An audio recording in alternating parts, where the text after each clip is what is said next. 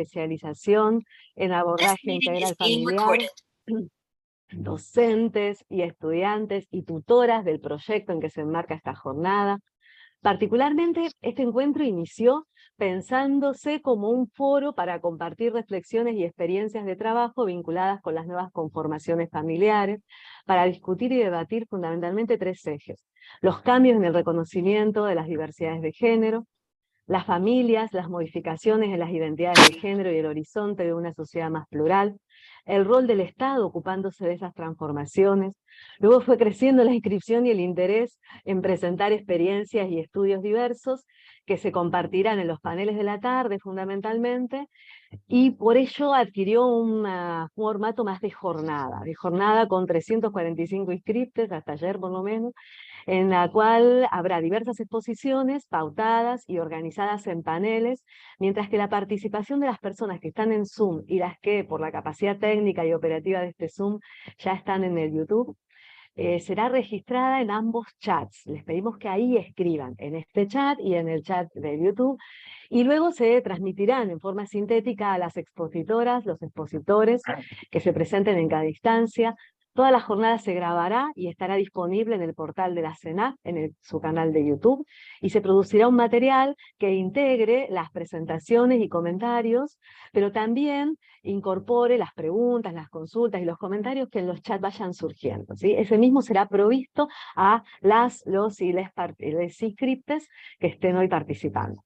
Así que bueno, dicho esto, como presentación inicial, le vamos a dar la palabra a quienes van a hacer la apertura de esta jornada, que son Liliana Periotti, actualmente subsecretaria de Fortalecimiento de las Familias y su Inclusión Comunitaria de la Secretaría de Niñez, Adolescencia y Familia, subsecretaria de Políticas Alimentarias entre el 2003 y 2015, con enorme trayectoria en gestión de políticas públicas y militante del Proyecto Nacional y Popular, y también a Zulma Cabrera, que nos saludará. Ella es doctora en Ciencias Humanas y Sociales por la Universidad Nacional de Misiones, especialista en estudios de familias por la Universidad Nacional de San Martín, actualmente vicedecana de la Facultad de Humanidades y Ciencias Sociales, y previamente ha sido directora en el Centro de Promoción y Equidad de Género Flora Tristán, de la carrera de Trabajo Social y de la maestría en especialización en abordaje integral familiar hasta junio del 2022.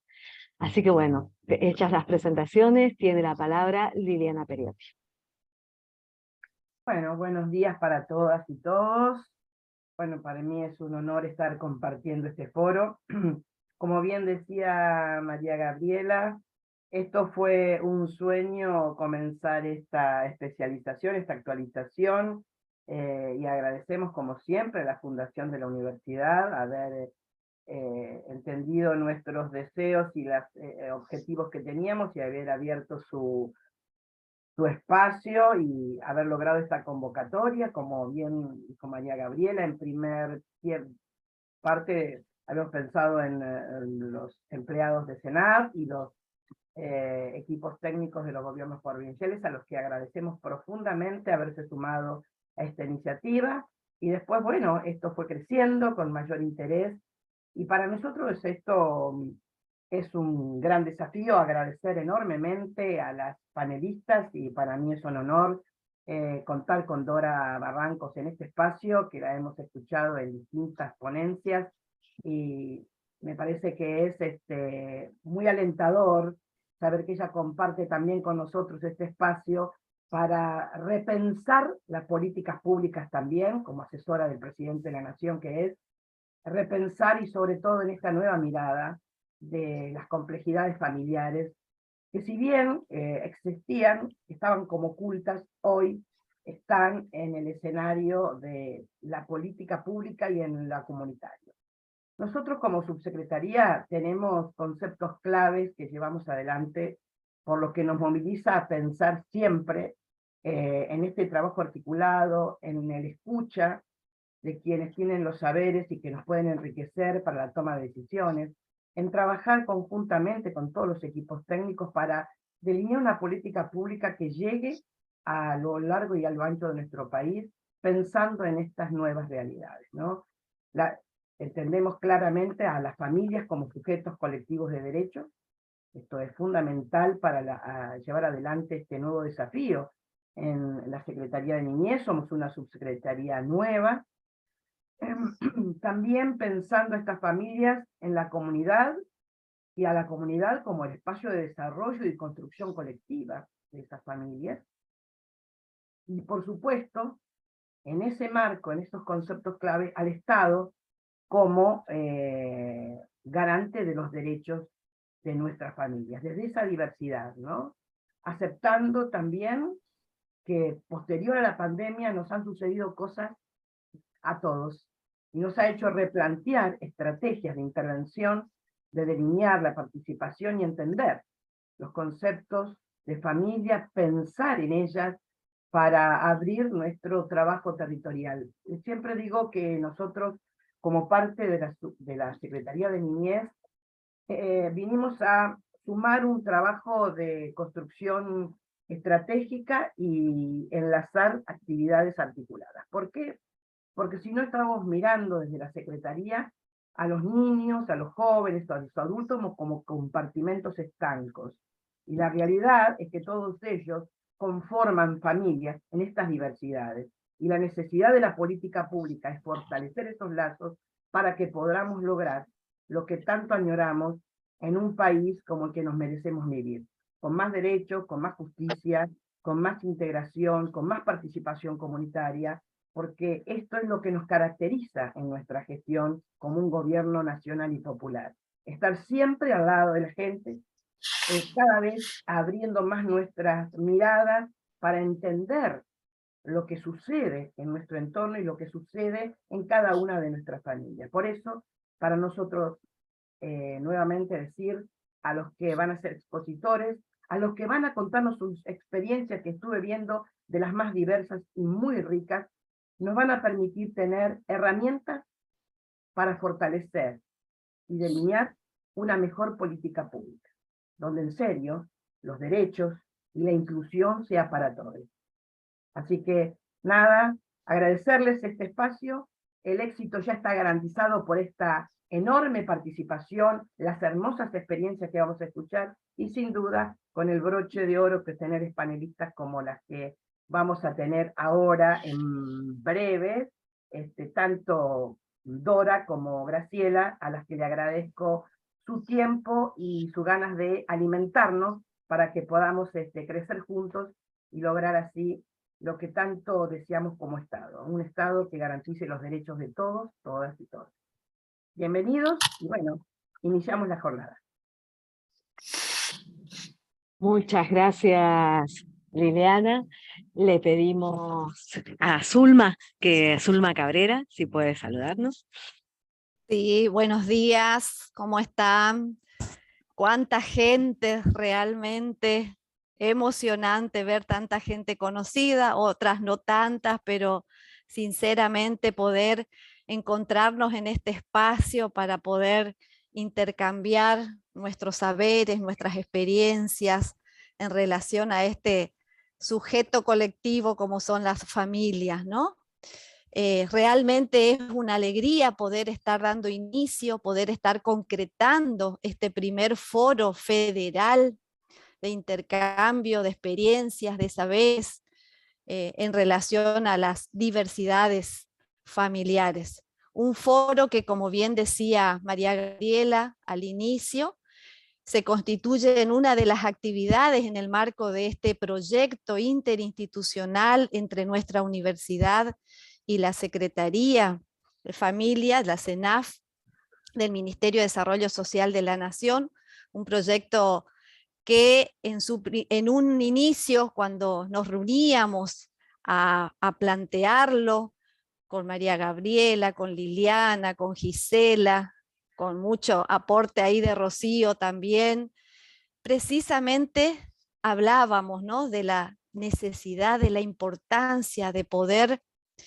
pensar en una estrategia de para poder acompañar, para poder optimizar todo ese gran trabajo que vienen haciendo referentes profesionales y no profesionales desde distintas instituciones en todo el país, llevando a cabo diferentes estrategias de atención a las problemáticas de las familias. Y fue en ese marco, ¿no?, que pudimos valientemente hacernos cargo y empezar a coordinar esta iniciativa, la verdad que a partir de una decisión política, de una apuesta, como recién decía Liliana, a una apuesta de un proyecto político, ¿no?, para poder avanzar en esta perspectiva integral que entendemos absolutamente necesario cuando hablamos de las miradas y de las intervenciones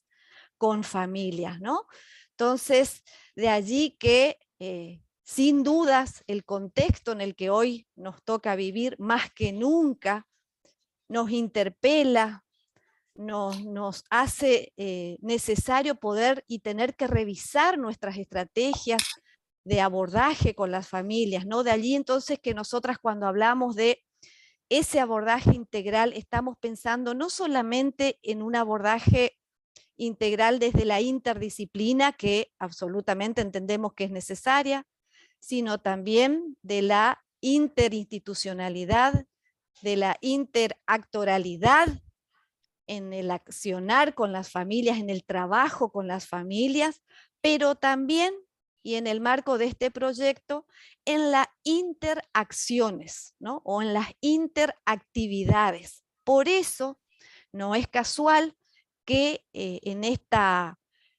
iniciativa de formación posgradual es que incorporamos no solamente el dictado y la cursada de materias, ¿no?, con conocimientos, con herramientas teóricas, metodológicas, sino también que entendemos que en esa integralidad tiene que incorporarse y tiene que estar vinculada con otras acciones como por ejemplo son los talleres regionales, locales, las producciones, las publicaciones que se están desarrollando en el marco de este proyecto, los diagnósticos, los proyectos de intervención que vienen desarrollando y que van a surgir a partir de también esta formación posgradual para poder ejecutarlo, implementarlo en forma situacional, digamos, ¿no?, situada en cada una de las provincias, en cada una de las regiones, de los pueblos y de las ciudades de nuestro país, ¿no? Entonces, la integralidad la entendemos desde ese lugar y por eso estas diversas acciones, sumado a ellas, este foro, ¿no? Este foro que hoy finalmente lo estamos concretando, como bien decía María Gabriela y Liliana, con este propósito de poder conjugar los riquísimos aportes que seguramente nos van a estar brindando nuestras panelistas expertas, como son la doctora Dora Barrancos y la doctora Graciela Di Marco. Y acá simplemente quiero contarles que Graciela Di Marco es una de nuestras primeras y principales impulsoras de nuestra maestría en familia, allá cuando en el 2010 empezábamos recién con algunos primeros cursos de posgrados en estos temas, y con Graciela, con su acompañamiento, hoy integrante de nuestro consejo asesor de este posgrado que empezó con cursos, después con la carrera de especialización y hoy maestría, realmente fue fundamental su aporte y sigue siéndolo en este camino que habíamos iniciado. Entonces, además de agradecerles a ambas por el tiempo, por lo que nos puedan hoy enriquecer en este camino, también a los otros panelistas como Iris, como Valentina, como nuestro colega Claudio Robles, que también lo veo acá, con quien también venimos articulando diferentes acciones, un referente clave en nuestros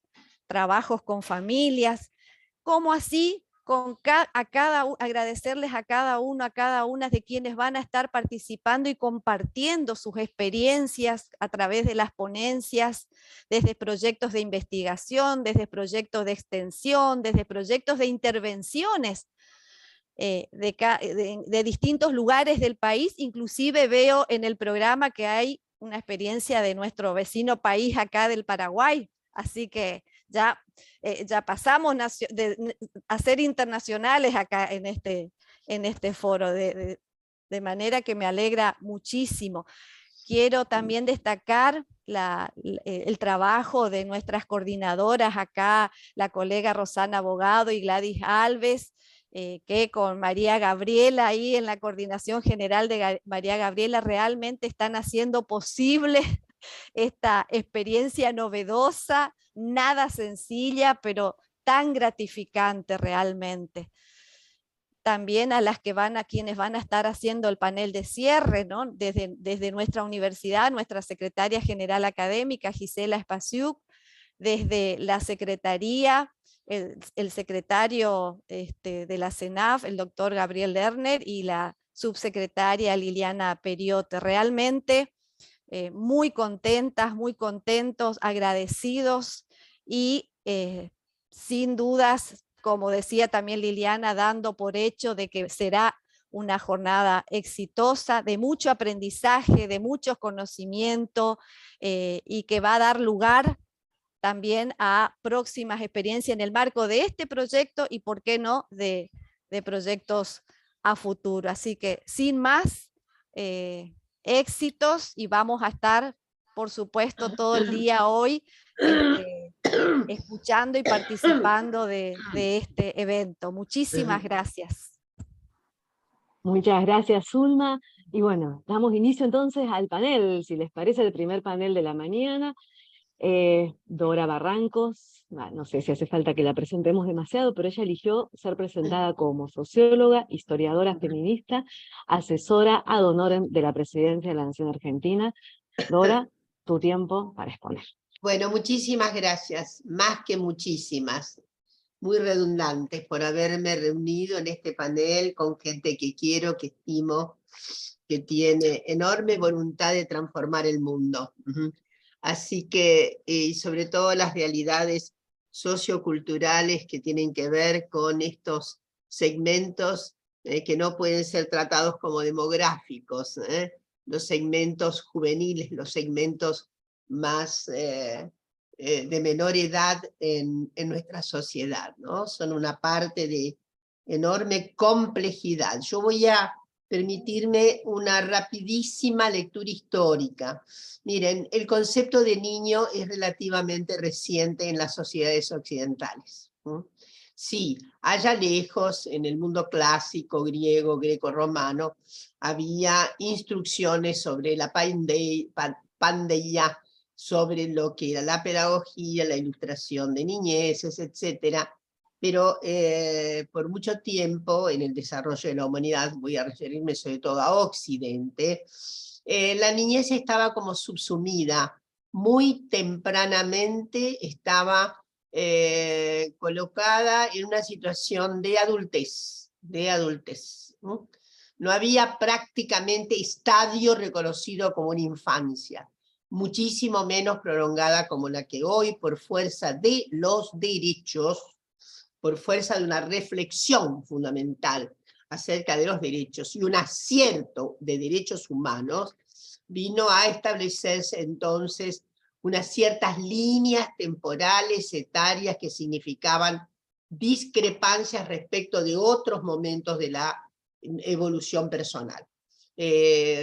Ariès, el gran historiador francés, planteó un trabajo precioso, que recomiendo muchísimo, seguramente lo han leído, Philippe Ariès, más o menos es el nacimiento de la infancia, va a reconocer que sobre todo en la baja edad media, y ahí en el Renacimiento y demás, hay una enorme confusión etaria. Las familias visten de manera adulta a sus niñeces. No hay prácticamente reconocimiento de un estatus infantil. Las niñeces con 3, 4 años apenas pueden caminar, se confunden con el mundo de los adultos. Desde luego, debemos pensar en la cantidad de accidentes, incidentes y demás que ha podido diezmar la integridad física de esas criaturas. Pero es muy bien, Lewis también en Inglaterra plantea más o menos lo mismo a propósito de un precioso trabajo en el caso de Ariès, de reconocimiento palmario de años y años y años de visita a lo que podrían ser bueno, galerías iconográficas, archivos iconográficos, resultados de reconocimientos de modos testimoniantes celebratorios en túmulos, en donde, en fin, encuentra que las niñeces no tienen prácticamente diferencial identificatorio con las adulteces. ¿Está claro? ¿Sí? Estamos frente al nacimiento del concepto de niñez. Segunda cuestión. Esto deriva en, obviamente, una evolución que va a tener una cierta culminación con el surgimiento de lo que llamamos, ¿no?, la modernidad, el salto cuántico del antiguo régimen aristocrático al nuevo régimen democrático, que sobre todo promete este encuadro en el cauce liberal, cauce que hoy está medio perdido. Perdónenme, voy a hacer esta nota al pie. Ojalá hubiera liberales radicalizados, pero no los hay más. Entonces, no existe la llamada fracción liberal, es una falacia porque las fracciones liberales se han derechizado en el mundo y se han convertido en gran mayoría en partidos neonazis, como efectivamente está ocurriendo. Es decir, hay un abandono absoluto del desideratum liberal. Bueno, ese desiderato liberal tiene mucho que ver con la construcción, obviamente, de saberes, de apuestas a conocimientos, de constituciones de sujetos. Y su plasmación está, desde luego, en un orden estrictamente patriarcal.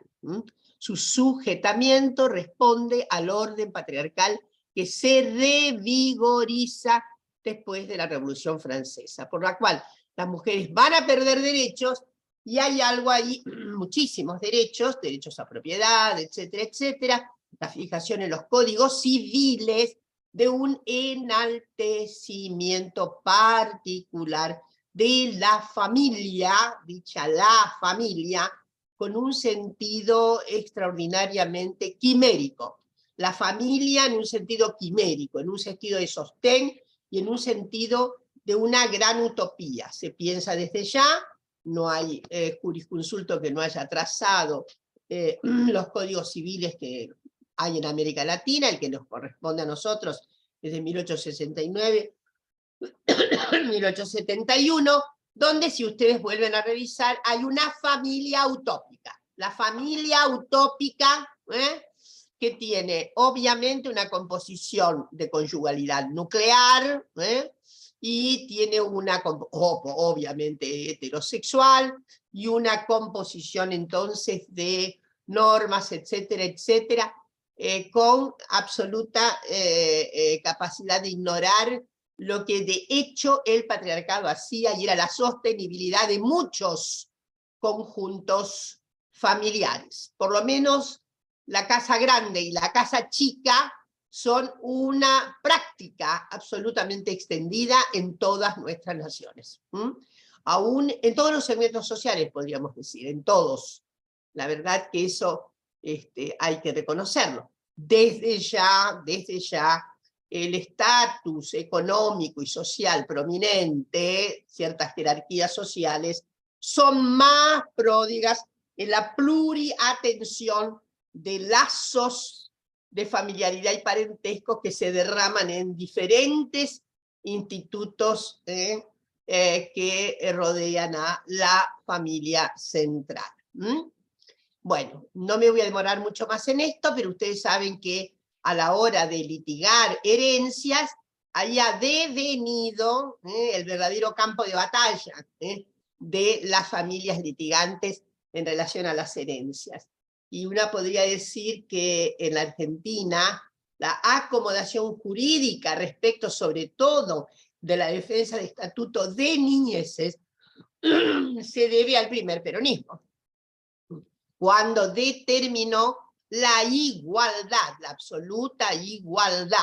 absoluta legitimidad de todas y todos los hijos nacidos fuera del matrimonio, acabando con las anomalías brutales de las caracterizaciones hechas por la codificación, que hasta hablaba de hijos, si no me acuerdo mal, de hemológicos, etcétera, etcétera, que eran los hijos de sacerdotes, etcétera. Muy bien, tenemos un hito muy importante con esa desaparición de las categorías que le daban identidad a quienes, a las niñas, los niños, las niñas. Esa era su identidad. Entonces, y hay un salto de derechos que me parece fundamental, junto con, yo diría, nuevas marcaciones de las familias. Hay un crecimiento exponencial de las clases medias, desde mediados un poquito antes de mediados de siglo hasta más adelante, una mejora, una capilaridad y hasta masividad social ascendente, con nuevos patrones de cultura, etcétera, etcétera. Segunda cuestión que me gustaría señalar es, como ustedes saben muy bien, no hay un instinto maternal íncito, clavado, enredado en nuestra posición de especie sapiens sapiens.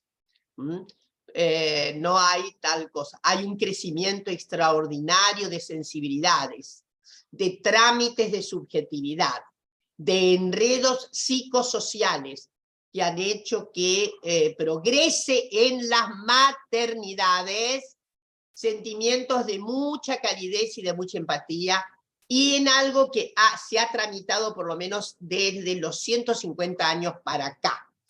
En el siglo XIX, las familias todavía eran numerosas, estaban articuladas según troncos, no voy a detenerme en las muchas caracterizaciones que se han hecho de la historia de la familia, pero la familia troncal, que era tan prevista, ¿no? Era algunos ensayistas sociológicos del siglo XIX seguían apostándole al gran trasfondo notable que era la organización de la familia troncal, aquella que al final seguía sosteniendo ejidalmente la figura del patriarcal, y que se constituía por esa identidad de la troncalidad que se deshizo. Lo que apareció como novedad, ustedes lo saben muy bien, fue el derrame de las familias neolocales, que se salían de los troncos familiares para ir a vivir a otro lugar.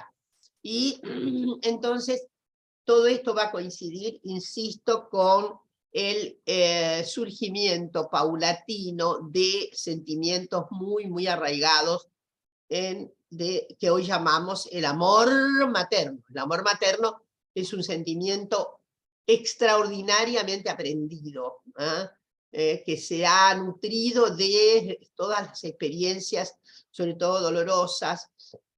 Voy a recordar que todavía en el siglo XIX, solo a finales, ingresamos en la transición demográfica. Argentina es un país bastante precoz en la transición demográfica, acompañando a Francia, que había sido, se la tiene todavía, como una nación muy entonada en lo que serían los dispositivos de la transición demográfica. ¿Qué es la transición demográfica? Sencillamente es caída de la tasa de mortalidad, caída de la tasa de fertilidad. Entonces ya Francia había sido muy promotora. La Argentina, nos revelan las demógrafas, sobre todo las mujeres demógrafas que han estudiado, la transición deriva ya en una exposición muy clara a fines del siglo XIX. Fines del siglo XIX comienza la Argentina a decaer antes que cayera la tasa de mortalidad. Normalmente la transición se hace, cae la tasa de mortalidad, acompaña la tasa de fertilidad. En la Argentina no. En la Argentina la caída de la fertilidad está antes inclusive que la caída de la tasa de mortalidad. ¿Ma per qué? Por el aluvión obviamente migratorio. Las migraciones le dan a la Argentina, y ahí quiero destinar algunas ideas. Miren, el extraordinario aluvión migratorio, sobre todo que corresponde a las regiones mediterráneas, ¿no? Como sabemos, España e Italia fueron las dos cuencas grandes nutricias de la recomposición demográfica argentina. Y la Argentina recibe una enorme cantidad de inmigrantes que va a parar hacia 1913, 14 ya viene la guerra, en fin, y es incesante esa llegada de familias de ultramar. Sí, vienen muchos varones, pero vienen muchas mujeres y vienen muchos lazos ya articulados. Lo que quiero decir es que hay ahí se ha analizado mucho, quienes hacen estudios migratorios, quienes vienen a Argentina por varias razones, por las oportunidades económicas de la Argentina, las oportunidades de apertura, las oportunidades de trabajo que hay, pero también por las oportunidades educativas que da la Argentina en ese principio de siglo. Figúrense ustedes la situación de las personas de Italia y especialmente España, donde el analfabetismo era prácticamente la regla de identificación de todas estas poblaciones. 90% de las mujeres gallegas que llegaron a Argentina eran analfabetas. Eran analfabetas. Entonces, acá hay una posibilidad extraordinaria, de ahí viene la historia, de resensibilizar. El trasplante de este país da una serie de modificaciones notables, permite crear la primera leva de clase trabajadora, etcétera, etcétera, un diseño de la manufactura muchísimo más aquilatado, etcétera, etcétera, y sobre todo, obviamente, en fin, consterna mucho que el censo de 1914, por ejemplo, hiciera una manifestación de caída de la fuerza de trabajo femenina en relación a los dos censos anteriores, esto porque el subregistro de la actividad económica femenina fue una constante. Las mujeres debían estar en casa, no trabajando, por lo tanto, esa es la cuestión. Entonces, no me quiero perder y decirles que ahí ya se refuerza la idea contraceptiva de muchísimas mujeres, sobre todo, y en primer lugar, hay bellos estudios sobre eso, las españolas. Y seguidas por las italianas un poco más morosas en la tasa de, digamos, de descenso. Y bueno, y tenemos un país que hacia 1930 ya tenía menos de 4 hijos por familia. Esto es notable. Mientras todos los países de América Latina, salvo Uruguay, en donde también la transición demográfica se hace temprano y también es limitante de los nacimientos. Entonces, hacia 1940-50, la Argentina llamaba la atención porque obviamente estábamos con una tasa, no recuerdo bien, 2 puntos, iba a repasar bien esto, pero ya me levanté muy temprano, 2.3, 2.4, 2.5, y luego, ¿qué tiene que ver esto? Tiene que ver obviamente con las expresiones de los beneficios sociales, culturales que se encuentran en el país, y esto es muy de las mujeres. Una nueva modificación, una modificación enorme de la sensibilidad frente al dolor, de la sensibilidad frente también al deseo, de la sensibilidad frente al deseo de subir en la vida, y de que sus hijos suban en la vida. Por lo tanto, decrece la natalidad. Y crece exponencialmente eso que tenemos, de los que nos sentimos tan orondas, nuestro amor incondicional por los hijos. Sin distinción. Las abuelas todavía hacían distinciones de hijas entre los hijos. Voy a recordar. No debe asustar, de eso parece que no se habla. Pero abuelas y tatarabuelas, ¿qué hacían? Tenían 12 hijos. Distinguían algunos con mucho más cariño. no era paritario, no había distribución social del amor materno, ¿eh? Se hacía lo que se podía. Ahora imaginemos nosotras, ¿no? La mortalidad era altísima, y eso que ya estábamos con una modificación muy importante. Entonces siempre animo a decir cuál es el tipo de instinto maternal total que tenemos frente, estoy ya pensando en el periodo del Neolítico Superior, donde se crea el patriarcado, etcétera, etcétera, donde la aparición era de 20 a 25 criaturas, con sobrevivencia mínima. Entonces, animo a decir que estos sentimientos los hemos podido forjar, ¿eh? Son una creación particular, ¿eh? Y muy reflexionada. A propósito también de ¿qué? Del aspecto contextual de la suma de derechos. Suben los derechos de la infancia, sube el derecho, sobre todo el de educación, que es un derecho que se impone en la Argentina, felizmente, con la ley 1420, y que se aquilata con el tiempo, y que se aquilata más por la propia demanda que tiene la enorme cantidad de población migrante. Bueno, me he ido muy lejos, pero quiero decirles, mientras tanto, teníamos nada menos que la creación del Código Civil, que es un código que voy a volver a repetir, de 1869, puesto en vigencia del 71, Vélez Sarsfield, copyright del Código francés, y el Código francés, como sabemos, fue una de estructura totalmente patriarcal, no era el único, pero fue el de más proyección en América Latina. Fue el código más empleado. Y ahí había unas recias manifestaciones respecto de lo que una mujer debía hacer en orden a su subordinación completa frente al marido.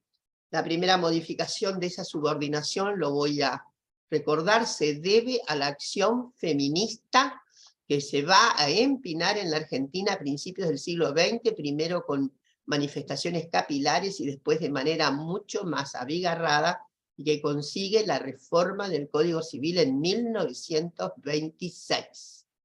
La primera reforma.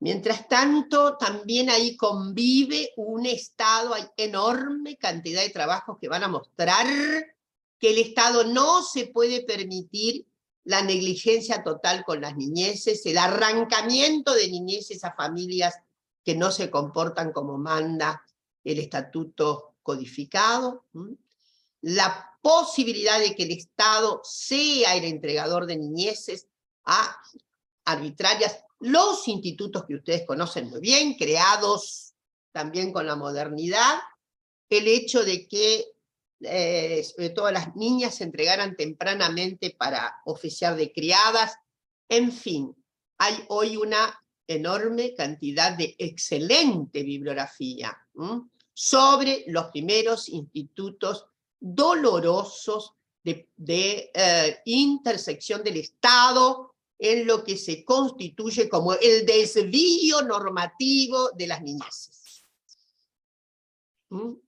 Y algo extraño, ¿no? Mientras por un lado el orden patriarcal predica acerca de ciertos valores íncitos para las mujeres que deben ser procreadoras, criadoras, esa es su designación, más allá de cómo las mujeres se las van ingeniando para reducir el número de nacimientos, que es una revolución silenciosa. Es la revolución más silenciosa que se ha hecho. El control de la natalidad hecho por las propias mujeres.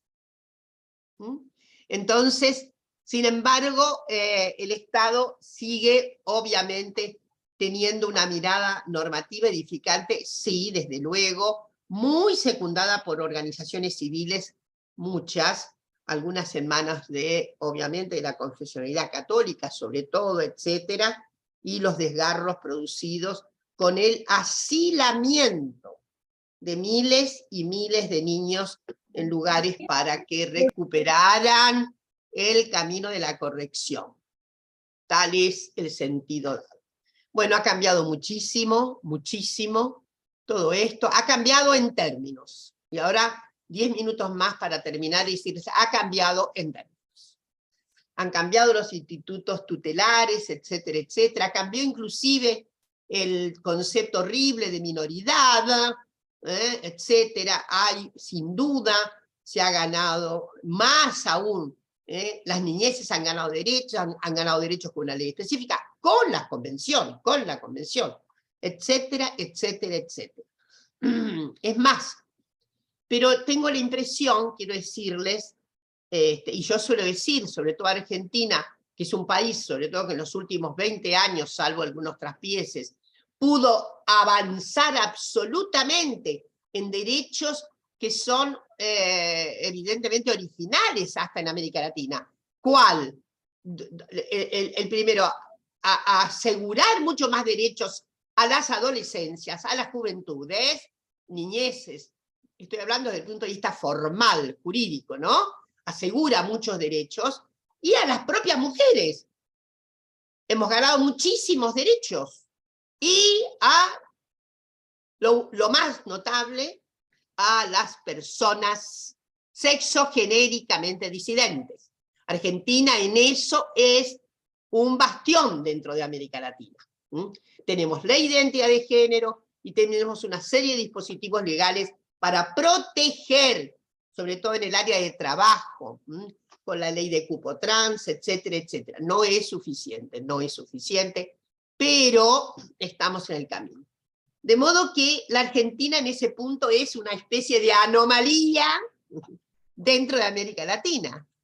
Tenemos desde ya, hemos ganado tanto que tenemos ley de aborto, una ley que está siendo copiada por otros países, dada la notable técnica que tiene, lo que permite la ley, más allá de los avatares en que se coloca su efectiva ejecución, pero vamos andando. Y entonces, a mí me gusta siempre decir un chiste, lo voy a decir ahora, tenemos un hábito protector de las niñeces, en general, pero también tenemos sombras negras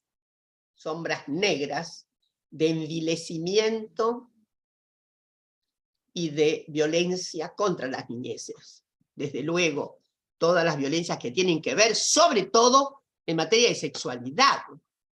No tenemos datos en materia de... no tenemos datos en materia de violaciones a las niñeces. No los tenemos todavía. Yo sé que la Secretaría está empeñada en construirlos, y bueno, esto es... Y eso es un oxímoron respecto de... por un lado es un país que ha ganado derecho formal notablemente. Es un país donde los derechos de las mujeres, las niñeces, las diferencias, digo, las divergencias sexogenéricos, han aumentado, han aquilatado el estatuto de ciudadanía, sin duda, aún con todos los problemas que subsisten, ¿no? Y tanto es nuestra preocupación, y debido al escaso número de niñas, niños, de hijos que tenemos muy pocos, con relación a... la transición demográfica en México comenzó hace los últimos 20 años. Fíjense ustedes. En la de Brasil, más o menos. Gente de la edad joven de ustedes suele tener 7 hermanos. Hoy es muy difícil encontrar en la Argentina a una muchacha de 40 años que tenga 8 hermanos. No, es rarísimo. Entonces, eso es prácticamente transición demográfica.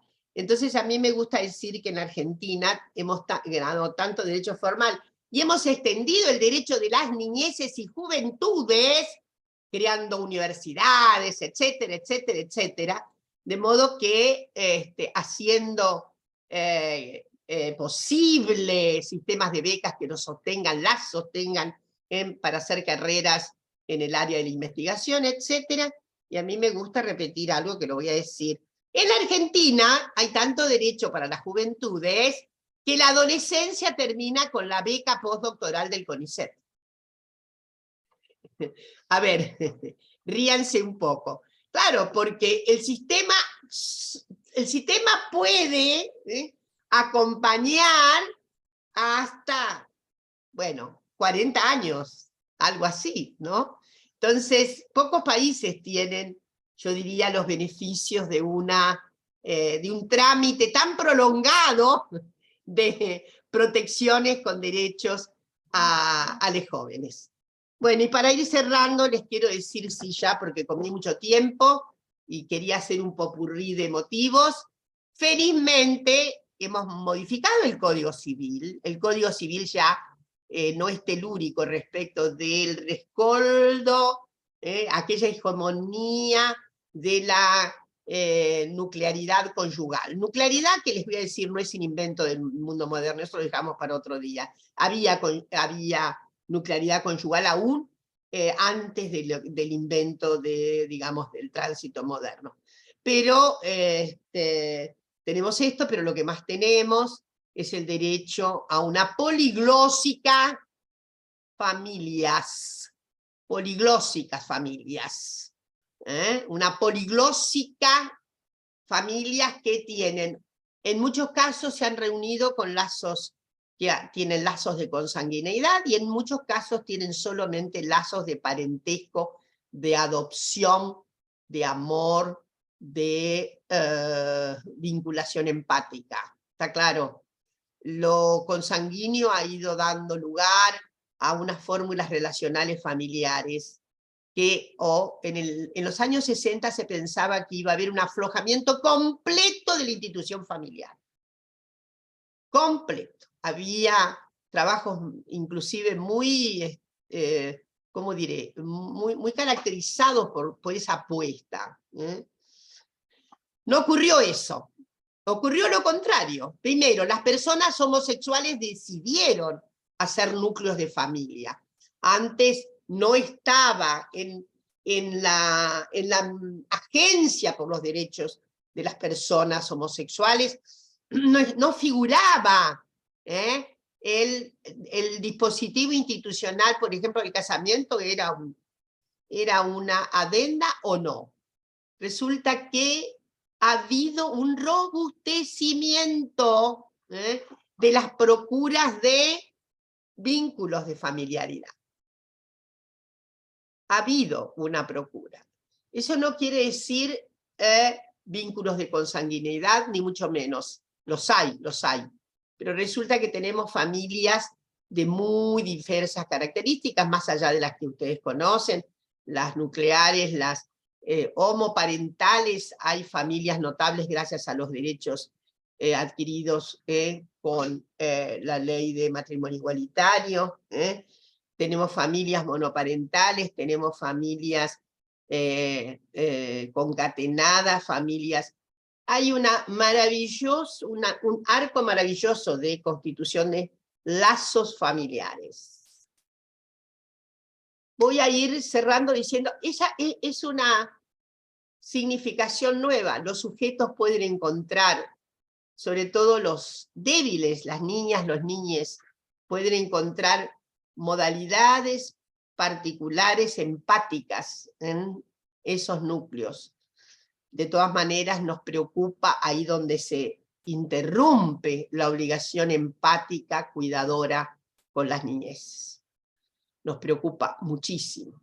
Me parece que las feministas, obviamente, hemos tenido todo el derecho del mundo a solicitar nuestros derechos emancipatorios, el no a la violencia, el no al femicidio, ha sido un bastión. Ahora tenemos que volver la mirada sobre las niñeces en precariedad. Tenemos que obligarnos, sobre todo, y no quiero entrar en eso, el problema, ahí sí quiero decirles de algunas y algunos magistrados que siguen pensando con la teluria edificante del viejo Código Civil, que es la unidad a toda costa. Hay magistrados que quieren resolver el problema de la santa unidad indisoluble familiar como se pensaba antes de que tuviéramos divorcio. ¿Se entiende lo que quiero decir? Y obligan a revinculaciones que son verdaderamente acciones de tortura. y que deberían ser puestas en el área de las torturas infligidas a las niñeces. Lo digo con toda también capacidad de denuncia, porque sé que estoy frente a funcionarias, compañeras sensibles. Es alarmante lo que está ocurriendo respecto de la actuación de los juzgados de familia, y voy a cerrar diciendo que una de nuestras procuras en materia de reforma judicial feminista será hacer completamente otra cabeza en la formación de las profesiones jurídicas en lo que atañe a las concepciones de familia que todavía bullen allá abajo. Hay unas concepciones de familia arcaicas,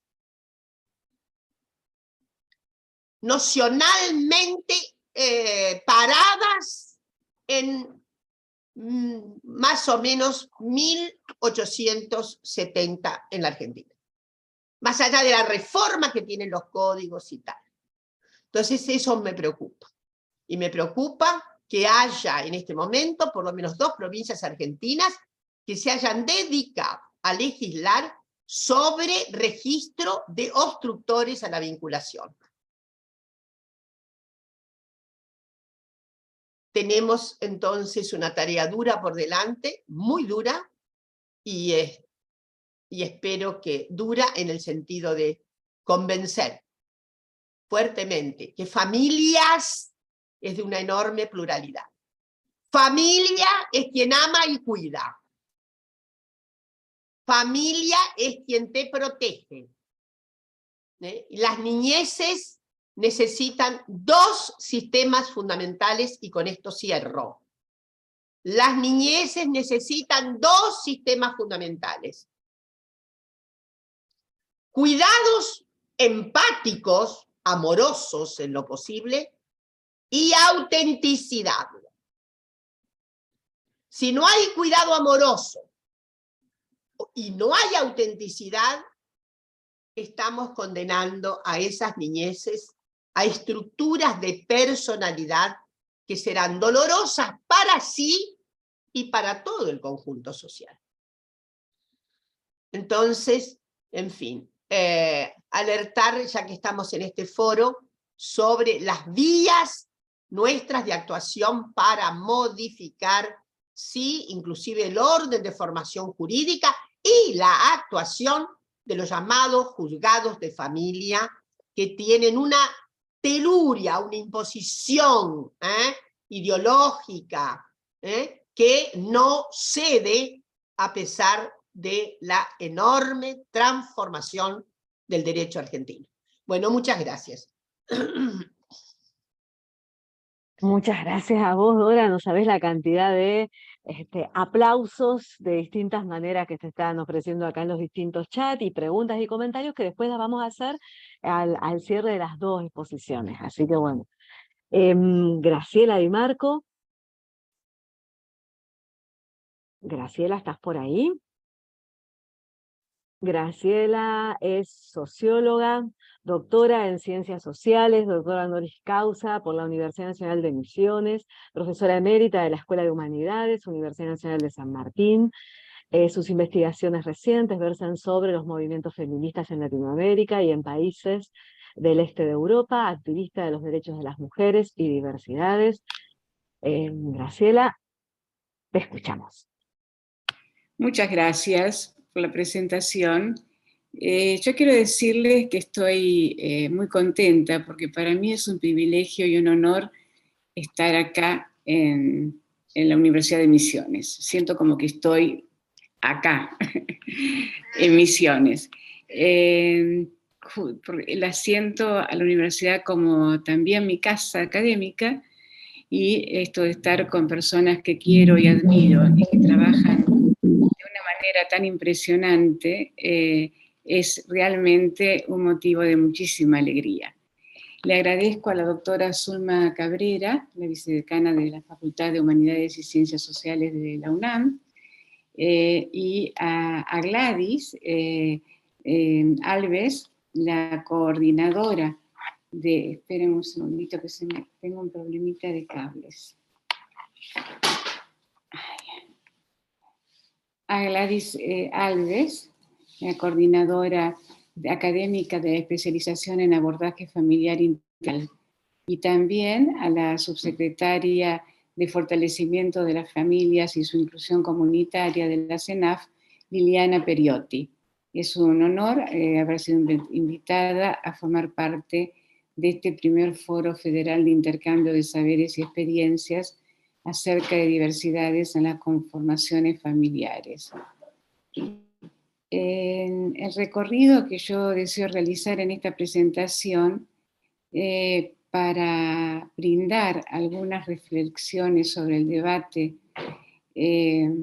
vinculado con las estrategias de trabajo, tienen que ver con un concepto de democratización de las familias, interseccionalidad, derechos sexuales, los principios de Yogyakarta, y es un conjunto de nodos críticos que me parece que permiten avanzar en una idea de proveer de herramientas teóricas para la implementación. Yo he estado mucho tiempo en la trinchera. He estado en la formación de trabajadoras sociales, he estado en muchos lugares donde se necesita tener a mano la teoría para poder rápidamente pensar en estrategias de intervención.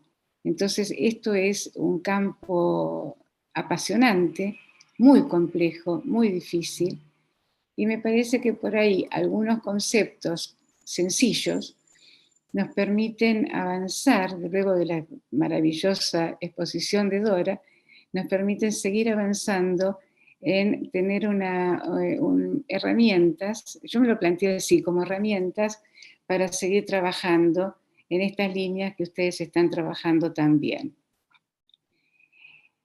Si yo comienzo por el concepto de democratización, lo diferencio de democracia, porque la noción de democratización sugiere que la participación y la ampliación de los espacios de igualdad no se refieren solamente a la ciudadanía política, civil y social, sino que se extienden a las relaciones de género, sexualidades,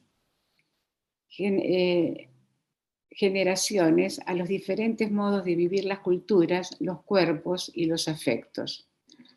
El proyecto democratizador alude a una progresiva consolidación en los niveles microsocial, nacional y global de discursos de derechos, participación, pluralismo, redefinición de la autoridad y el poder, desnaturalización de las dominaciones conformadas por el sistema capitalista neoliberal, patriarcal, heterosexual, racista, eurocéntrico.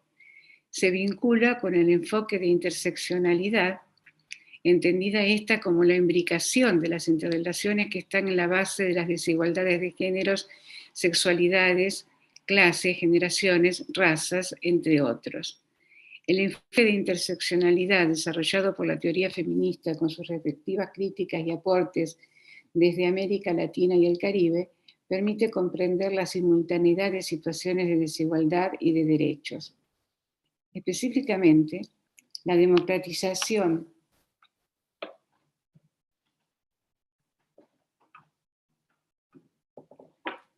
Perdonen, sigo buscando los cables.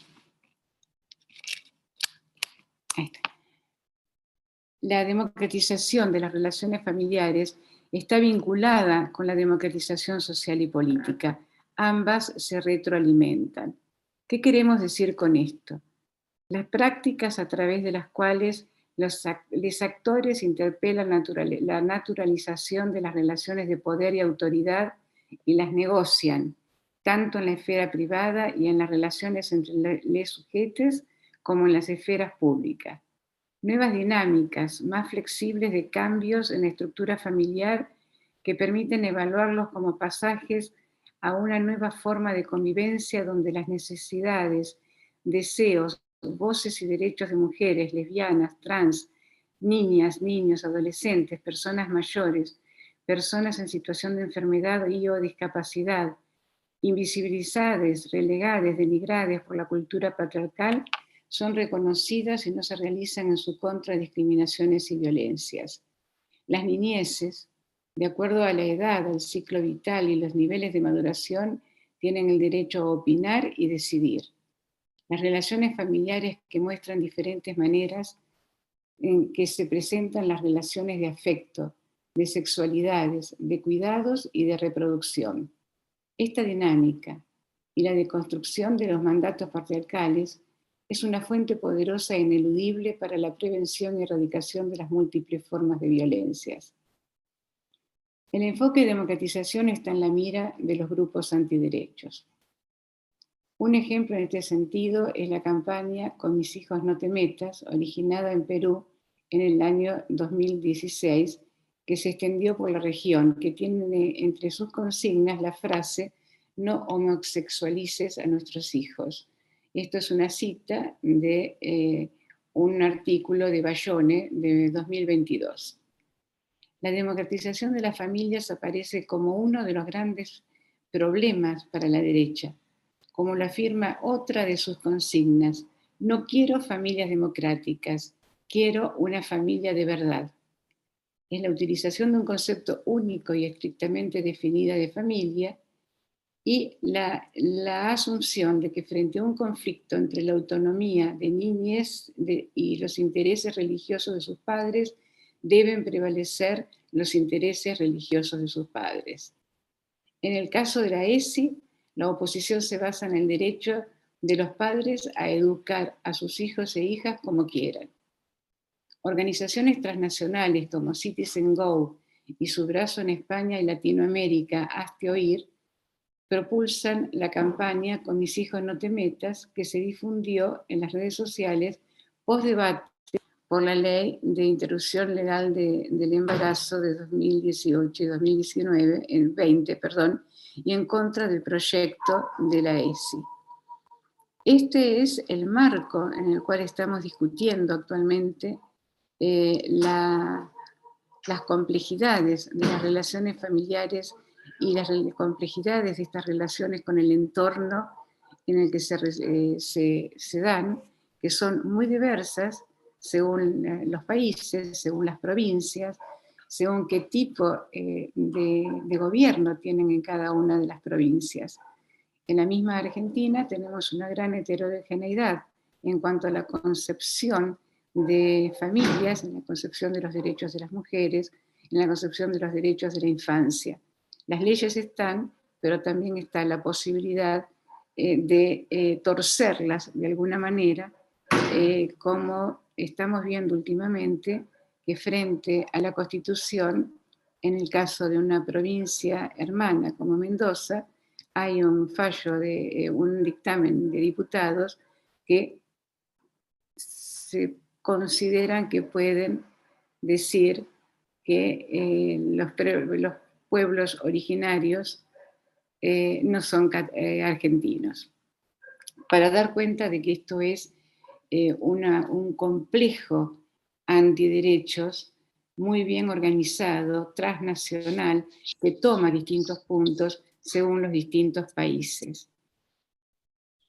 Entonces, para lo que nosotras estamos buscando, el aspecto central del enfoque de democratización de las relaciones familiares consiste en considerar que los derechos vinculados con las relaciones de género, sexualidades y de las generaciones, con especial atención al interés superior de las niñeces, no pueden ser considerados como instancias separadas, más allá de la especificidad de cada uno. ¿Por qué? Porque los derechos en la vida cotidiana están profundamente imbricados unos con otros. Es imposible separarlos en la práctica y este es uno de los desafíos y al mismo tiempo una de las riquezas que tiene el trabajo en la implementación de políticas públicas. Para esto tenemos que pensar en que hay distintas categorías que nos ayudan. Está por un lado la articulación entre la especificación de derechos, la interdependencia de derechos, la interrelación de las personas, la interseccionalidad y la intersectorialidad. La vicedecana habló de la intersectorialidad y de multi-actores, y esto es fundamental. Cada vez que tenemos compartimentos estancos, súper especializados en cada uno de los derechos, que no se ponen en contacto, porque son estancos, no se ponen en contacto unos con otros, no están haciendo lo que ustedes están haciendo acá, se disminuye la posibilidad de trabajar en una visión integral de los derechos y de avanzar en realmente lo que queremos, que son intervenciones potentes con respecto a las relaciones familiares. Yo me siento siempre más cómoda diciendo relaciones familiares y no familia, justamente para puentear el tema de esa palabra que está tan connotada de una manera en singular, muchas veces de una forma tradicional. Esto también está avalado por la Convención de Viena. En 1993, la Declaración y el Programa de Acción de Viena destacó la universalidad, indivisibilidad e interdependencia de los derechos civiles, culturales, económicos, políticos y sociales. Fíjense ustedes que en 1993 no se agregaban a esto los derechos sexuales, porque la conceptualización de los derechos sexuales llevó mucho más tiempo. Y a esto quiero dedicarme unos minutos. La pregunta que uno se hace es cómo varias formas de ciudadanía dependen sobre la sexualidad de las personas. Repensar la sexualidad enmarcada en los derechos humanos y en cómo varias formas de ciudadanía dependen sobre la sexualidad en dos aspectos interrelacionados: los derechos sexuales reconocidos o negados y los derechos sexuales como posibilitadores de la ampliación del derecho a otros derechos. Cada derecho ganado es también la puerta que abre más derechos civiles, sociales, económicos y políticos.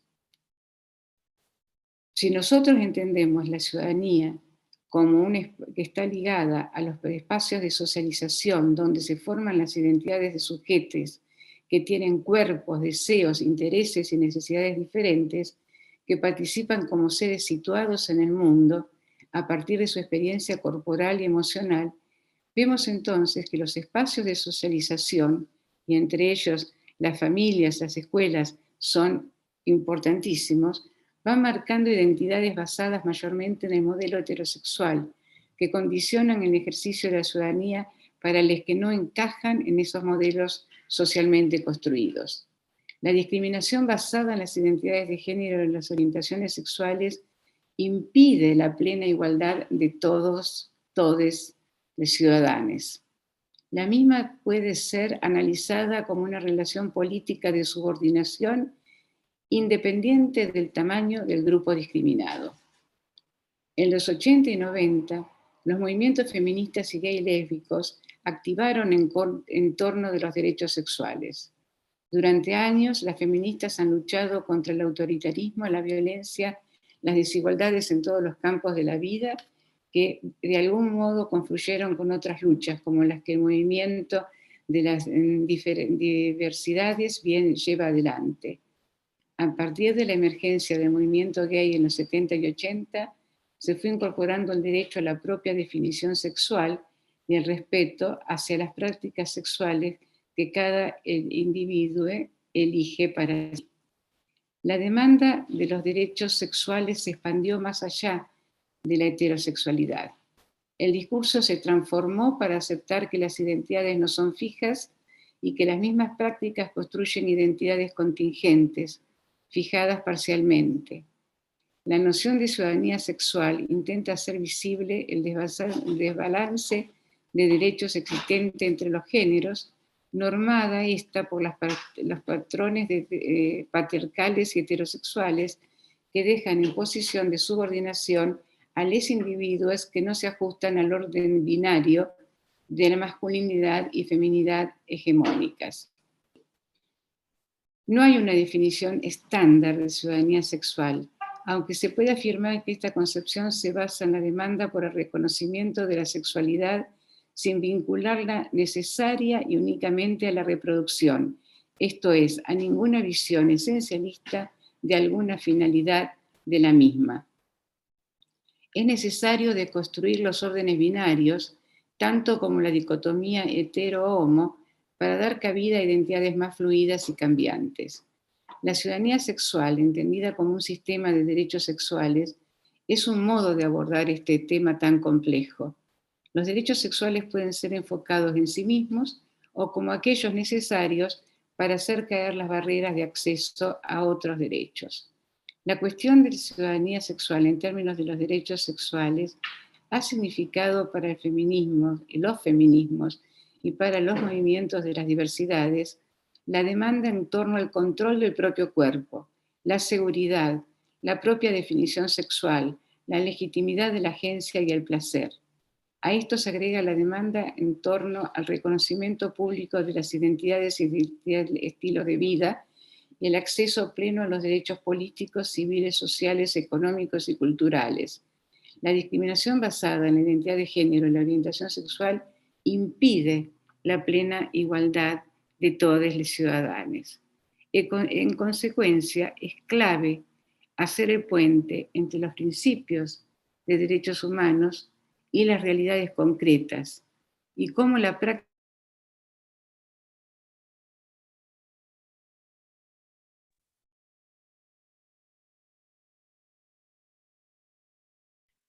No se te escucha, Graciela.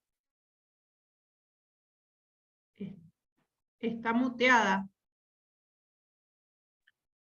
Graciela no se está escuchando.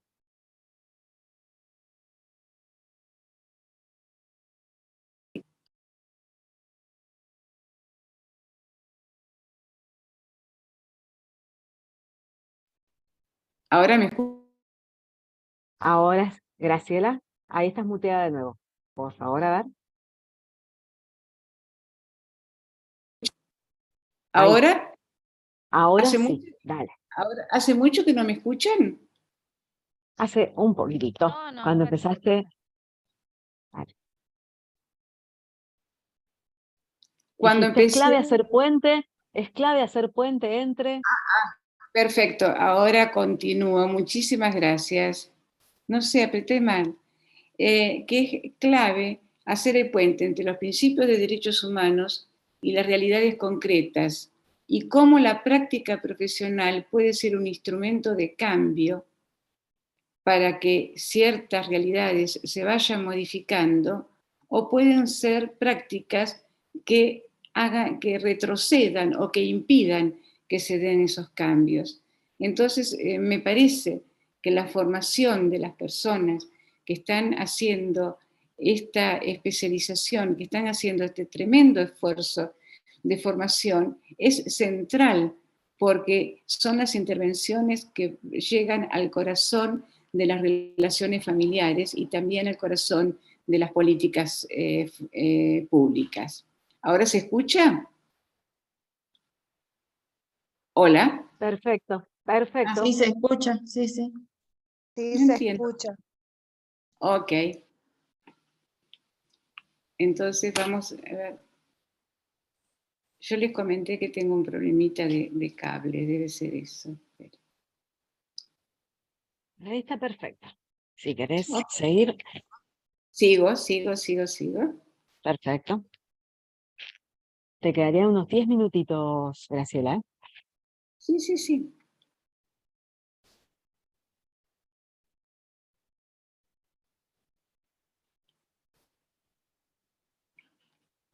Aguárdame un poquitito que tengo que volver a organizar esto porque, en serio, es el problema del cable, me hizo un lío bárbaro. Ahora ya estoy. Esperen un segundito.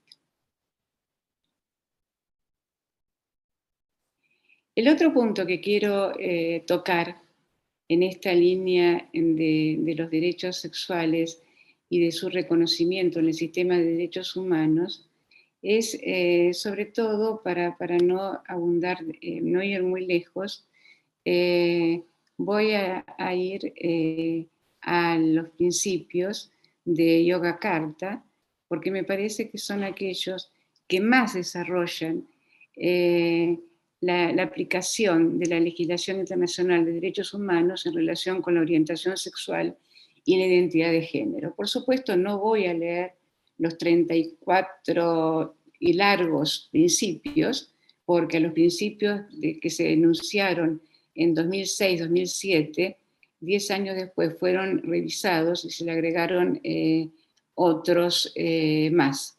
Pero sí me interesa señalar que estos principios van desmenuzando cada uno de los derechos del sistema internacional vinculados con el reconocimiento de las sexualidades.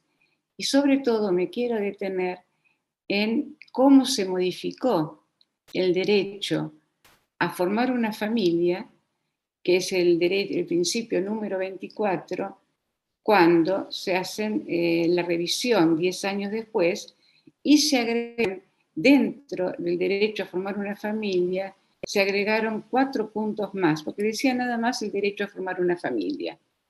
Ustedes saben que estos instrumentos tienen revisiones cada 5 años o cada 10 años, en las cuales se reflexiona sobre lo que si ha estado claro, si esto sirve, y en todo caso se amplía, se mejora. Y acá entonces se le añadieron 4 puntos que completan la defensa de todo tipo de familias, de todas las diversidades.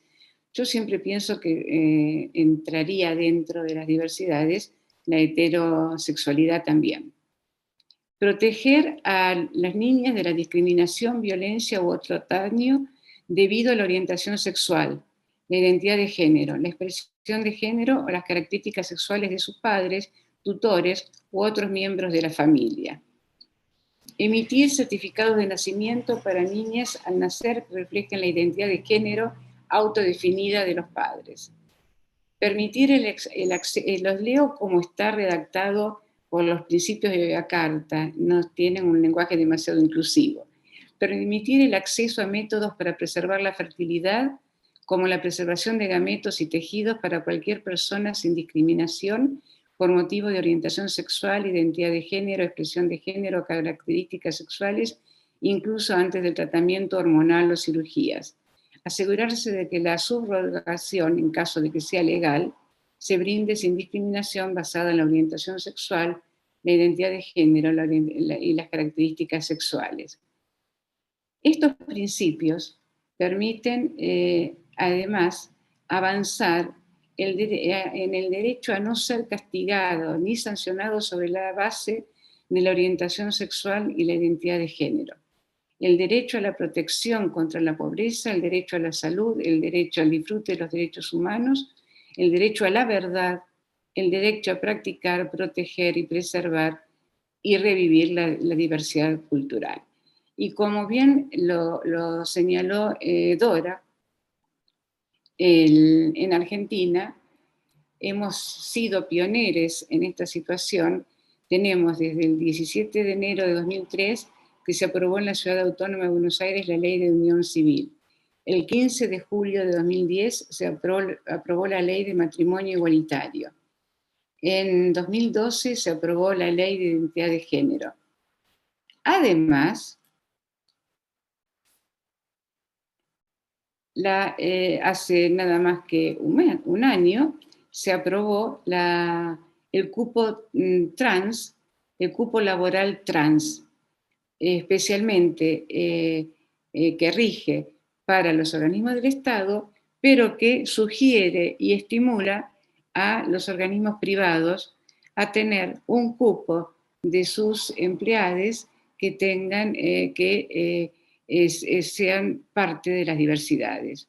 Esto es ir transitando un camino donde todos estamos involucrados. Está involucrado el Estado, estamos involucrados los que trabajamos con las relaciones familiares, están involucrados las universidades.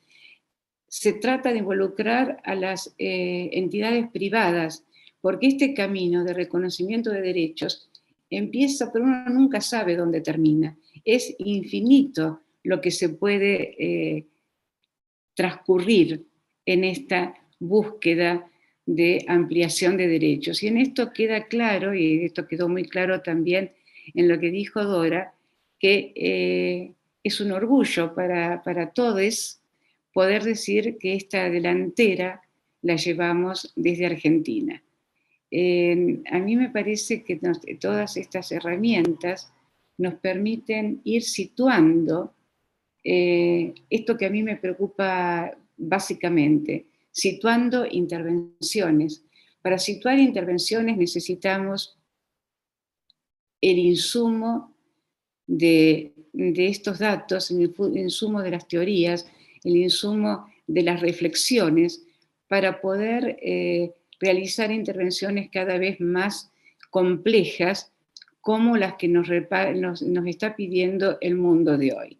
Entonces yo voy a terminar acá para que no se extienda más, si les parece bien. Te agradecemos mucho, Graciela. Hay preguntas, hay comentarios, así que si les parece, a ambas les vamos a ir compartiendo lo que fue transcurriendo en el chat, más allá de los agradecimientos y las felicitaciones que ambas han recibido. Por una parte, hay comentarios de distintos tipos, voy por orden de exposiciones. A la exposición de Dora, además, comentarios generales, además de hablar de la excelencia de la exposición, de la importancia que tiene, del recorrido histórico. Lo que plantean algunos, comentarios general, luego preguntas. Comentarios son que sigue predominando el sistema tutelar en muchos de los juzgados, que también hay algo organismos de protección de derechos con miradas arcaicas, que hay algunas personas reflexionan acerca de la ampliación de la legislación para las niñeces, en torno a los derechos de niñeces, de mujeres, de disidencias.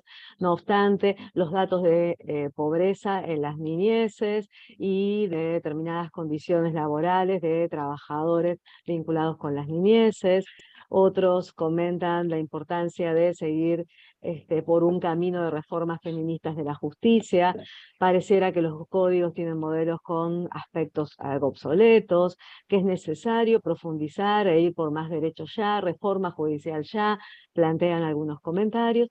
Luego, como preguntas en particular, hay algunas que te las vamos haciendo, Dora, a ver si podés ir respondiendo todas juntas. Te las hago todas juntas para que vos decidas cómo responderlas.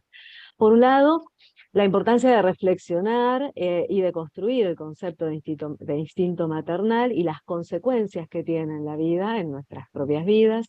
Cómo lograr un cuidado amoroso y esa autenticidad que señala Dora en el marco de un sistema que capitalista, opresor, extractivista del tiempo y del ocio creador.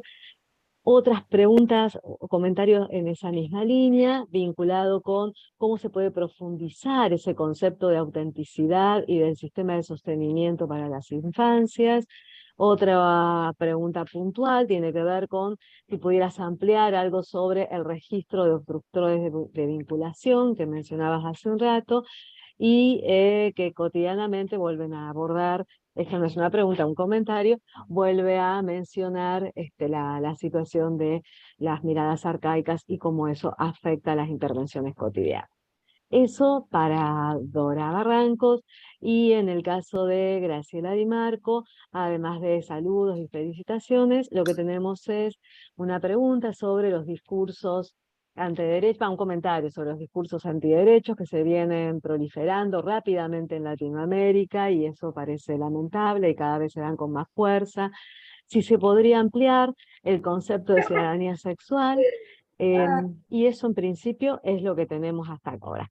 ¿Te parece, Dora, por favor, si podés ir comentando algunas de las preguntas que te hicieron? ¿Sí? Dora, ¿estás por ahí? Acá estamos. Ah, acá estamos. Estaba autocancelada. Bueno, voy a ser rápida, después de haber escuchado, como siempre, con tanto encanto a mi queridísima Graciela. Primera cuestión, sí, ustedes saben que hubo una larga noche epistemológica, casi teológica, respecto de la maternidad es un instinto, ¿no? semejante, par, equivalente, especular con lo que ocurre con otras especies animales, ¿no?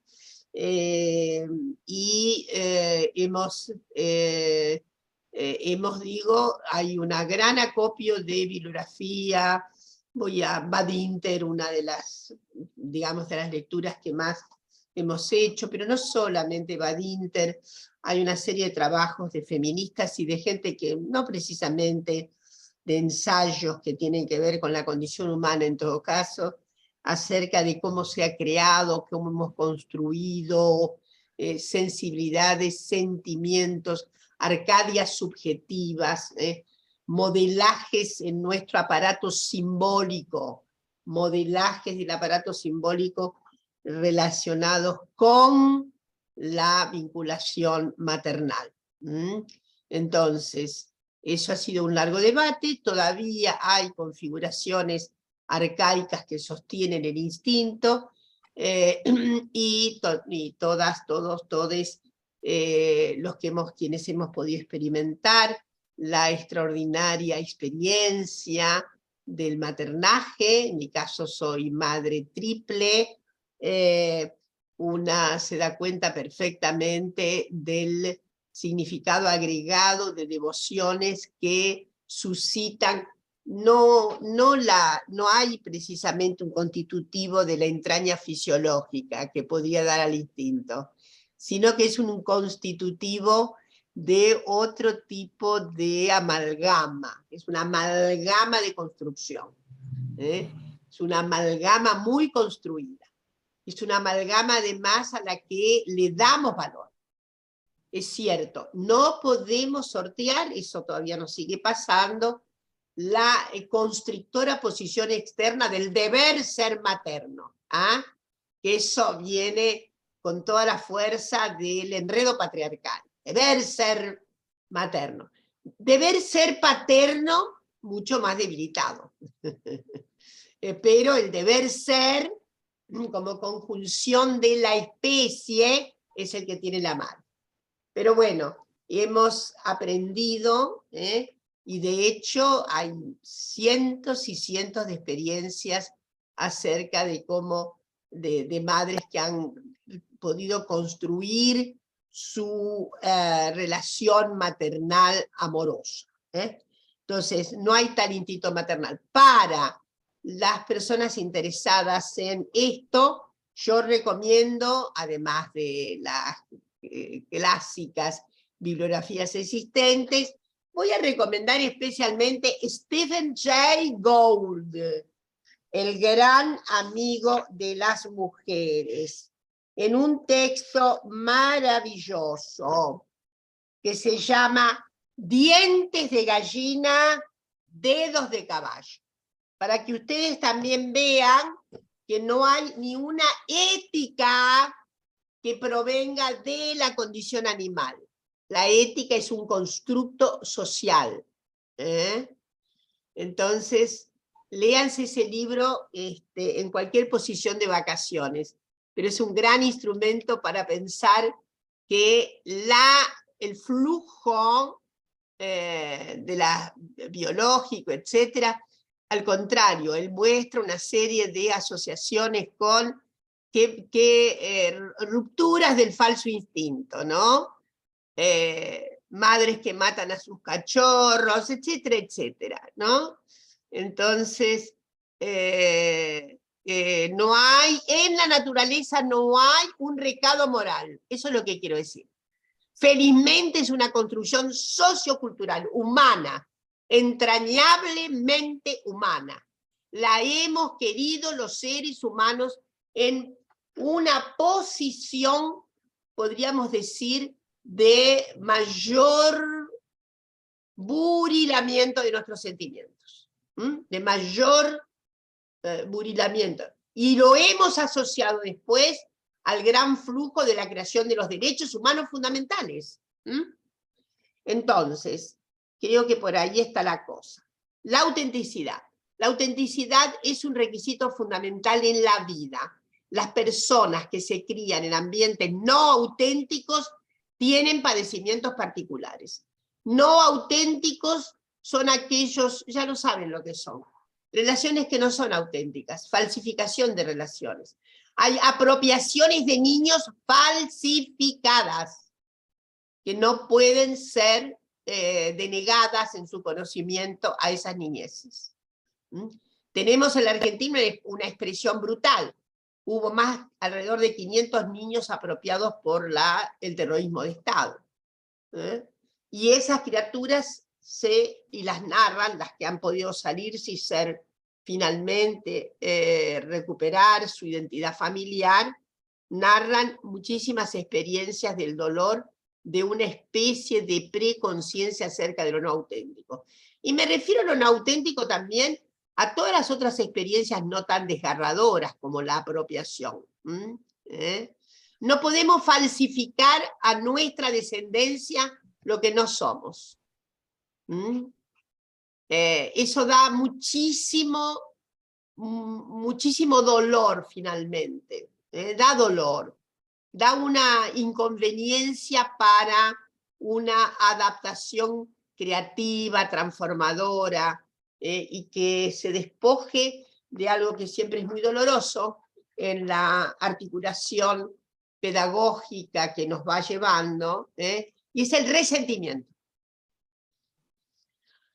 Hay que evitar absolutamente esa mala planta que es el resentimiento.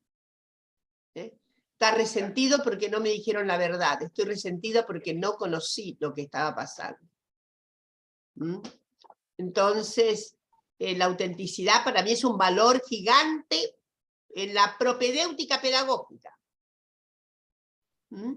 Junto con el amor, ¿no? La empatía amorosa y lo auténtico.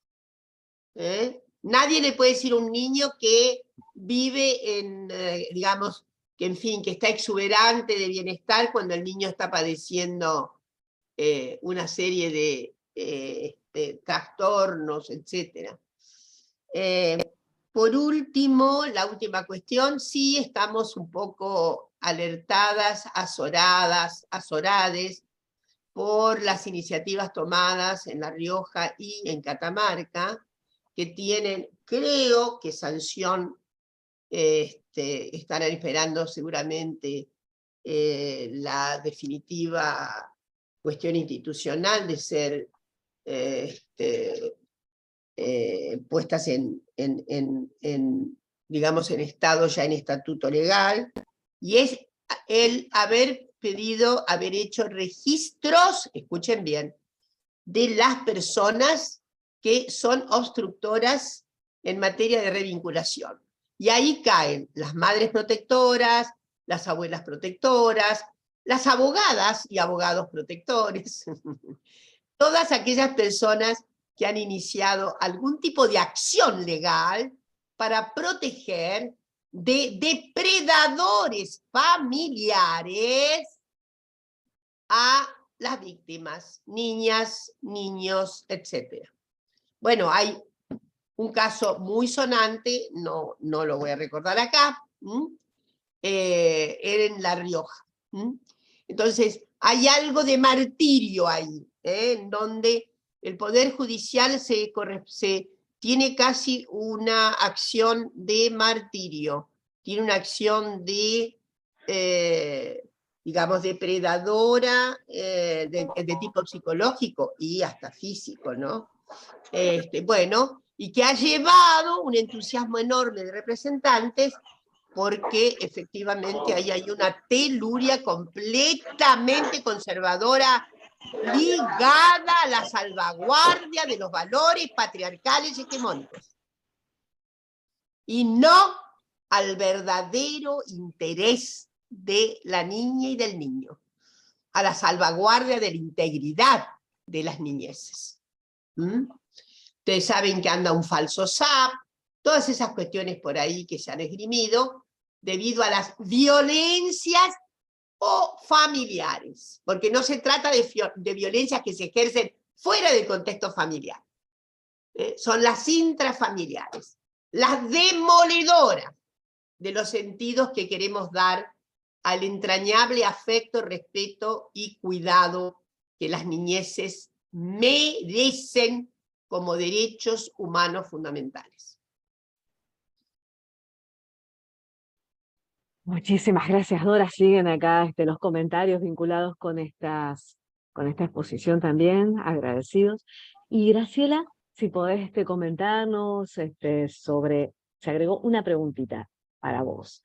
¿Cuáles son las claves para una práctica profesional ampliatoria de derechos? Bueno, por lo menos algunas, unas claves que puedas vos compartirnos en este pequeño tiempo que Las otras dos que habías dicho no alcancé a escucharlas bien. anotaste. Bueno, una es sobre la ampliación del concepto de ciudadanía social. Ajá. Y la otra es compartir con vos el comentario acerca de la preocupación sobre los discursos antiderecho y su proliferación en distintos sectores. Gracias.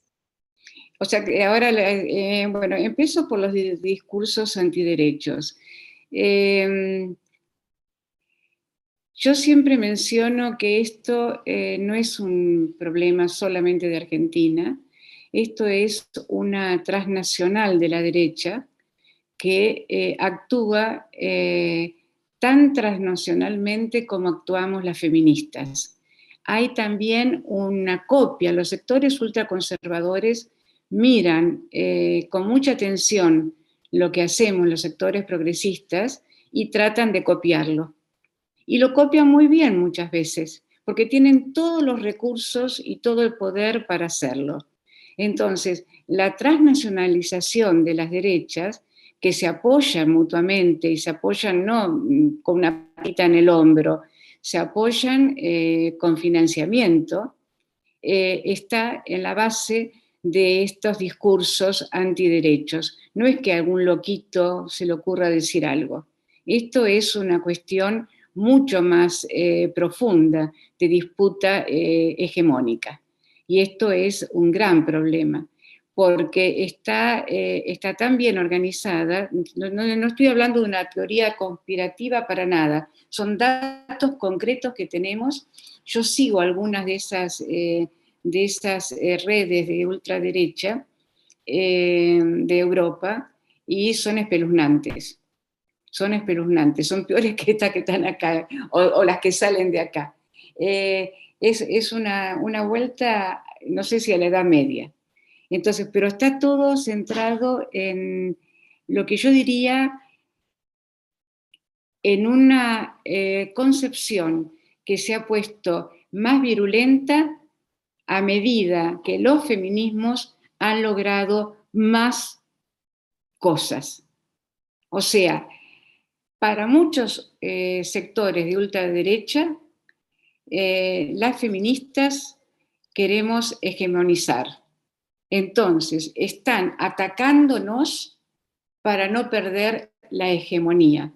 Yo creo que esto es importante verlo desde una perspectiva política, porque no son sectores individuales que dicen una cosa o dicen otra, son planes orquestados y tan integrales, hablando de la integralidad, que atacan los logros feministas, atacan los logros consagrados en la Constitución Nacional de los pueblos originarios, atacan otros logros, o sea, es todo un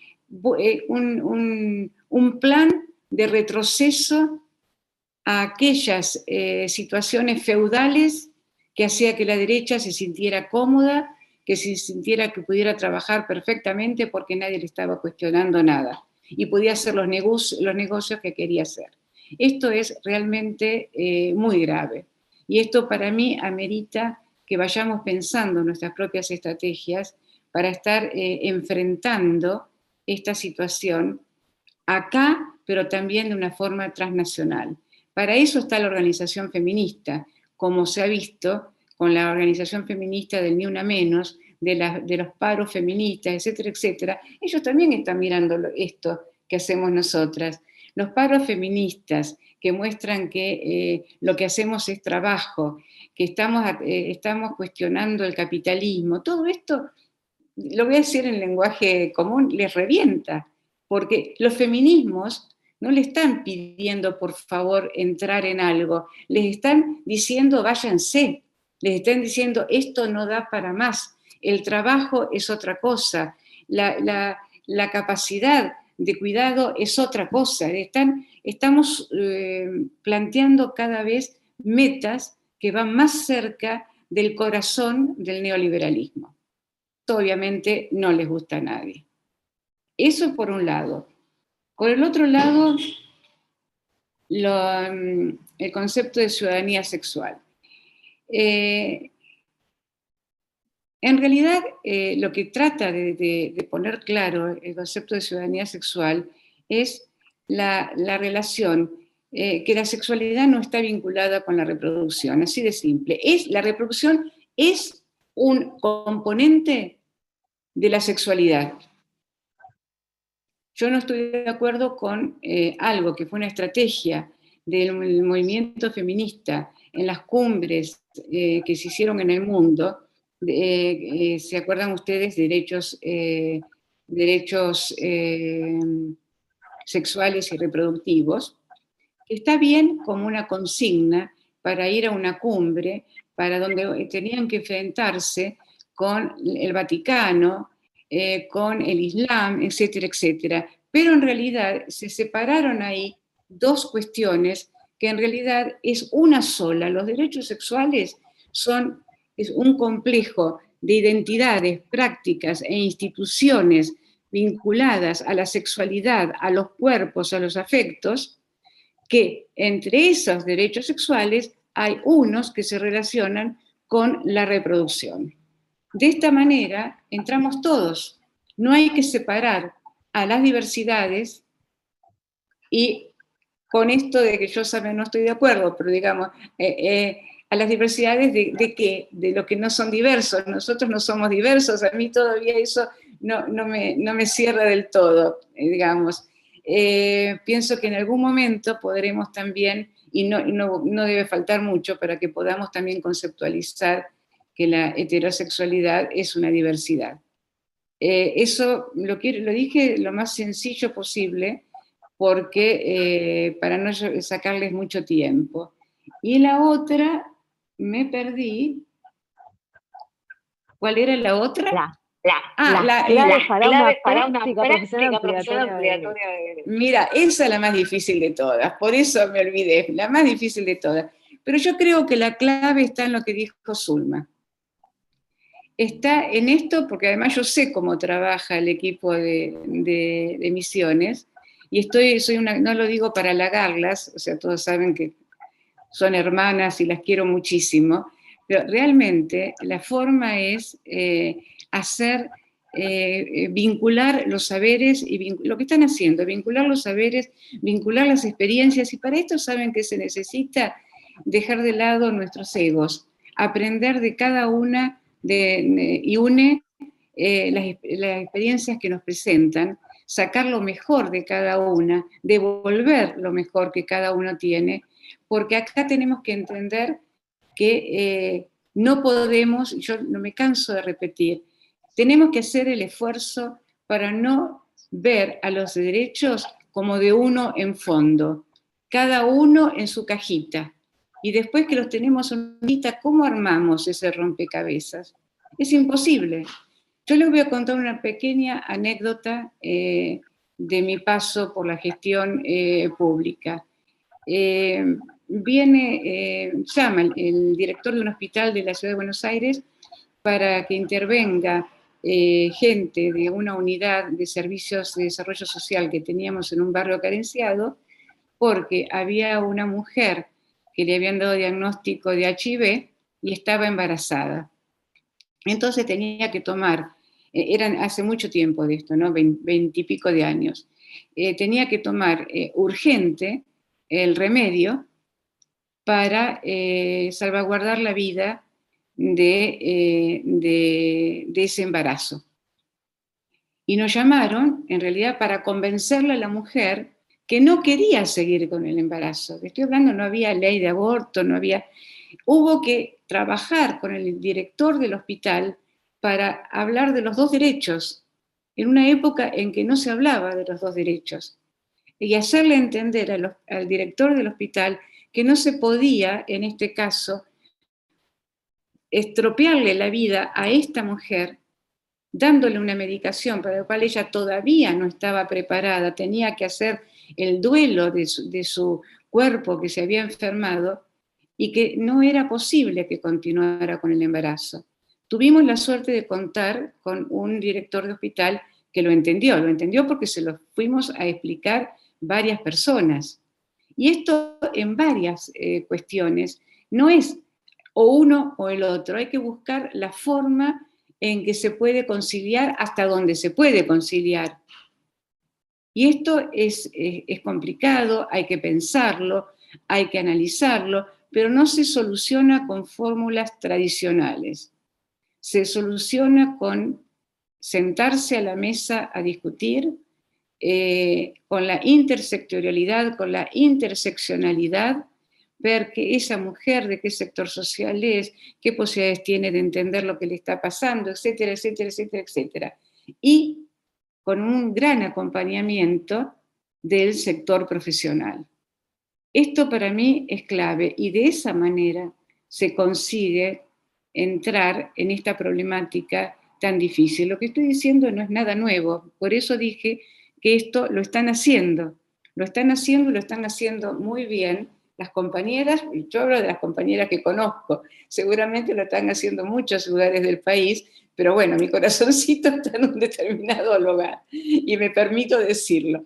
Pero se trata de ese tipo de intervenciones, que son más trabajosas porque no están en los manuales. No es que, tenemos yo estoy medio podrida, les voy a ser franca, de los protocolos. La gente aprendió durante la pandemia que había la palabra protocolo, entonces se usa para todo. Y muchas veces las soluciones están fuera de los protocolos. Los protocolos dan un marco de seguridad, pero ¿saben para quién dan seguridad los protocolos? Para nosotras, para los agentes que estamos de este lado. Pero muchas veces tenemos que ir un poco más, tener un poco más de osadía, de creatividad, para ver cómo le sacamos el jugo a esos protocolos y cómo innovamos para beneficiar a las personas que nos interesa beneficiar. Y esto requiere, ¿cómo se legitima esto? Se legitima en el consenso profesional, se legitima con las manos en los derechos, con una mano en los derechos humanos, derechos de las mujeres, derechos de las infancias, sabiendo que estamos trabajando desde una perspectiva de derechos y que tampoco los derechos humanos es una caja cerrada monolítica, porque eso tampoco es así. Los derechos humanos van evolucionando. En última instancia, como decía un autor canadiense, los derechos humanos que tenemos hoy son la mejor hipótesis que hemos podido generar para hablar de los derechos de las personas. Puede haber mejores hipótesis, tenemos que seguir pensándolas. O sea, en la medida que nos cerramos a conceptos que no se pueden cuestionar, que no se pueden abrir, que no se pueden interrogar desde otro lado, no le estamos haciendo demasiado bien a los derechos humanos y obviamente no le estamos haciendo nada bien a los derechos de las relaciones familiares, de las mujeres lesbianas, trans y niñeces. Esto, así dicho rapidito, es lo que a mí me parece. Bueno, pero muchísimas gracias a ambas panelistas, gracias a Zulma también, gracias a Liliana Periotti al inicio.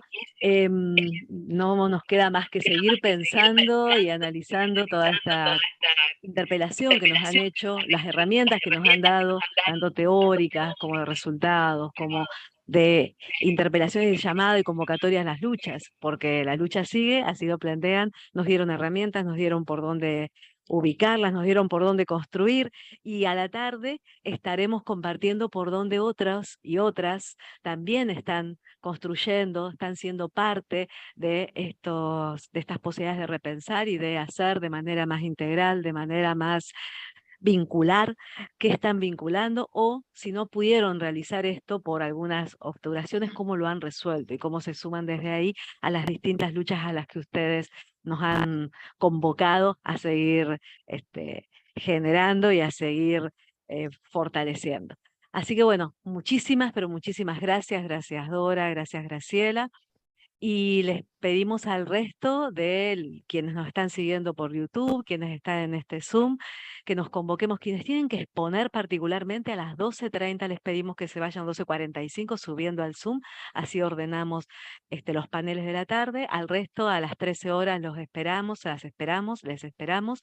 Y gracias por ayudarnos a fortalecer la democratización de las familias, por pensar en las familias y seguir viendo de qué se trata esto de lo familiar, las relaciones familiares o la posibilidad de establecer lazos más sostenibles, más democráticos y que nos permitan mayor capacidad para la realización de procesos más justos y para poder ser más humanos los vínculos. Muchas gracias. A ustedes, muchas gracias. Un enorme gusto.